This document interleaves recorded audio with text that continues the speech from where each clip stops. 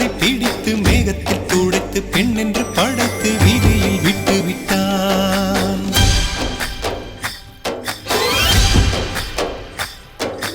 இப்படி இன்னொரு பெண்மையை படைக்க தன்னிடம் கற்பனை தீர்ந்ததை எண்ணித்தான் பிரம்மனும் மூர்ச்சையுற்றான்.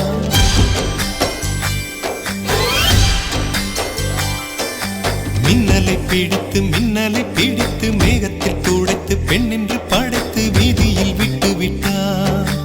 இப்படி இன்னொரு பெண்மையை படைக்க தன்னிடம் கற்பனை தீர்ந்ததை எண்ணித்தான் பிரம்மனும் மூர்ச்சையுற்றான்.